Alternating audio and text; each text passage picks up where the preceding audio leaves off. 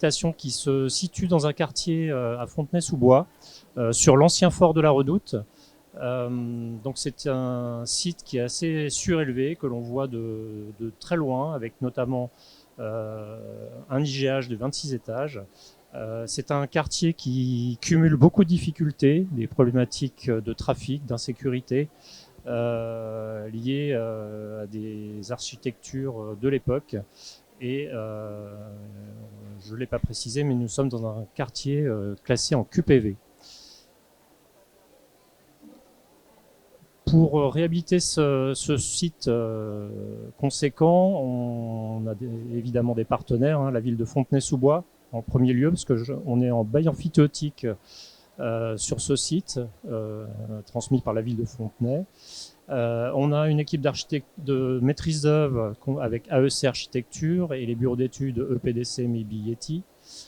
On a également Mon Logement AI qui nous accompagne. C'est une application pour faire le lien avec les locataires, hein, et c'est une application qui nous permet de communiquer avec les locataires et de suivre le chantier, de prendre les rendez-vous et de faire remonter également les réclamations. Et pour réaliser tous ces travaux, on a contractualisé avec GTM Bâtiment, qui a démarré les travaux avant l'été. Et évidemment, on est financé. On a la région Île-de-France qui nous accompagne, le département du Val-de-Marne. On a également une subvention de l'Agence de l'eau, puisqu'on traite beaucoup de désimperméabilisation sur le site.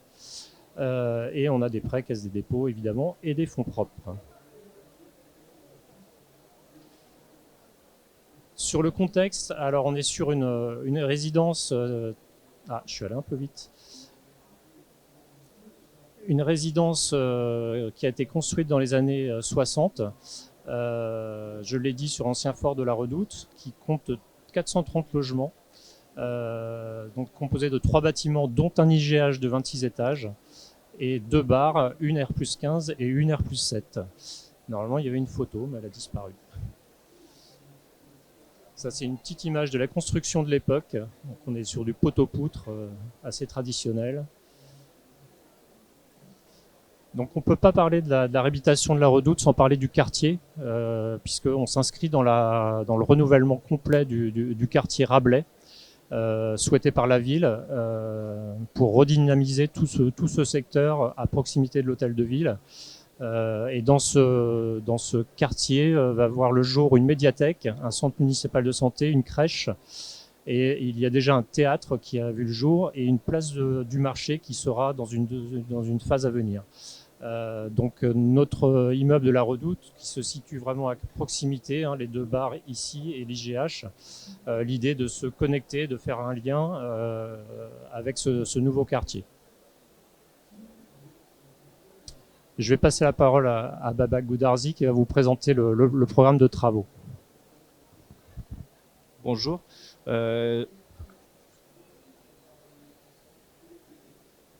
Alors, je vais vous présenter dans un premier temps les 4 principaux axes du programme et par la suite, on va s'arrêter rapidement sur les points forts de l'opération.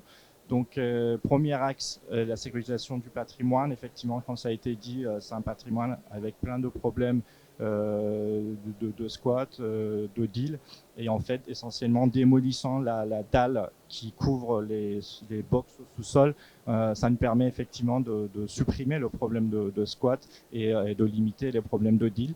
Optimiser le programme énergétique, c'est le deuxième axe, effectivement, en étant un programme de réhabilitation thermique, on a un ensemble de bouquets de travaux qui nous permet effectivement d'améliorer l'étiquette énergétique de la résidence et de le labelliser.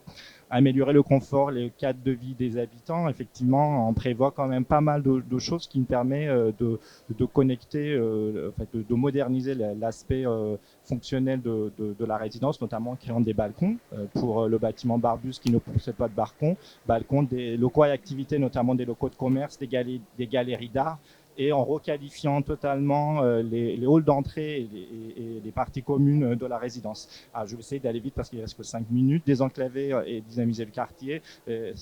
ça a été déjà dit, effectivement, l'objectif, c'est en travaillant avec la ville de Fontenay, on va retravailler et requalifier tout l'aspect extérieur de la résidence pour pouvoir connecter une résidence qui est plutôt un îlot un peu abandonné au milieu de la ville et de le connecter vraiment à un quartier qui est complètement réinventé et réenchanté. Alors, je vais essayer de profiter de 5 minutes. Quelques photos de la démolition de la dalle. Effectivement, c'est une surface très importante de la résidence qui est complètement bitumineux, qui n'est pas du tout utilisée voilà, qui n'est pas utilisé de manière optimale. Et donc, en fait, pour une meilleure intégration dans le quartier, on démolit en fait toute la dalle, ce qui nous permet effectivement de par la suite de végétaliser cette zone-là. Création des locaux d'activité tels que ça a été dit, en fait, dans chacun des bâtiments, on récupère des caves, des locaux vides. Et en fait, on les requalifie comme des locaux d'activité, notamment des bureaux, des locaux associatifs et des commerces et des galeries d'art. Donc, en fait, en tout, on crée quand même 1300 mètres carrés de surface d'activité. Alors, requalifier aussi le IGH, parce qu'il y a quelques points forts de l'IGH, notamment, alors le premier point fort, c'est de redonner une vraie identité hall d'accueil de l'IGH, qui aujourd'hui, en fait, il y a deux petites entrées sur 2 niveaux différents. L'idée, c'est de vraiment, en cassant la dalle, on va créer une entrée traversante sur les 2 côtés du bâtiment. Alors, quelques schémas, en fait, quelques images pour vous montrer alors comment on va remplacer en fait l'escalier principal de l'IGH, qui est effectivement rien que ça, c'est un projet. L'escalier principal est en très mauvais état, qui a été construit dès le début de la création de l'IGH. Aujourd'hui, en fait, il est à l'air libre, il est corrodé, il est en très mauvais état, et en fait, ça nous permet de desservir les mezzanines qui sont pas desservies par les ascenseurs. En fait, quand vous voyez, on démolit l'escalier à l'aide d'une grue. Et en fait, vous voyez les éléments de l'escalier qu'on démolit, essentiellement la grille, la poutre et après les demi-paliers. Et par la suite, une fois que ça a été enlevé, les nouveaux éléments préfabriqués en béton qui seront positionnés, ce qui nous permet en fait de créer un escalier moderne et en fait désenfumé par ventilation. Alors, on peut le faire parce qu'on a un deuxième escalier de secours. Tout à fait. C'est le deuxième escalier de secours qui a été ajouté par la suite. Donc, juste très rapidement, on déplace aussi le PC de sécurité. Aujourd'hui, le PC de sécurité, il est vraiment au milieu du centre du bâtiment, qui est un petit peu déconnecté de l'arrivée de secours pompiers. Il est tout petit. On va le déplacer à côté de l'entrée de secours pompiers. Je vais rapidement parce qu'il reste que 2 minutes. Et voilà, création des balcons, quand vous voyez les modes opérateurs, c'est des balcons qui sont en fait en éléments préfabriqués. Et donc, vous voyez, ils sont positionnés sur des micropieux et par la suite des dalles Langhem qui est actuellement en travaux jusqu'au rez-de-chaussée et par la suite les éléments métalliques qui sont positionnés sur le rez-de-chaussée qui est en béton. Alors, juste rapidement, les locaux d'activité, quand vous voyez quelques images, on récupère en fait les caves qui n'étaient pas du tout utilisées ou étaient en mauvais état, on les récupère, on crée des locaux d'activité, les locaux de commerce. Par la suite, c'est pareil pour le deuxième bâtiment Gorky, on crée aussi 12 logements. Ça veut dire qu'on récupère les locaux qui étaient inutilisés et souvent exploités. On les crée en fait on restructure le hall d'entrée, on crée des bâtiments, enfin on crée des logements et puis on réhabilite en plus la loge gardienne, ce qui nous permet effectivement de créer des locaux vélos et poussettes. Alors, très rapidement, l'objectif énergétique, aujourd'hui, ils ne sont pas en très mauvais état, hein, parce qu'en fait, la résidence est raccordée au réseau de chaleur urbain. Néanmoins, ce qu'on prévoit nous permet en fait de gagner sur le gain énergétique relativement important pour avoir suivant chaque bâtiment. Bon, c'est le bouquet de travaux. Alors, le coût financier, Dominique, si vous voulez toucher un mot. Oui, très rapidement, c'est quand même une opération qui coûte autour de 32 millions d'euros, subventionnée à 2%, pardon, et 98% de prêts oui, de prêts principalement.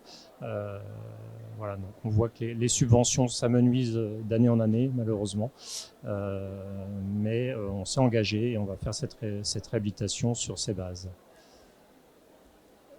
Et Et ensuite, il y a une vraiment, deuxième phase. voilà, un dernier point, c'est l'aménagement extérieur. C'est un travail qu'on est en train de faire avec la ville de Fontenay.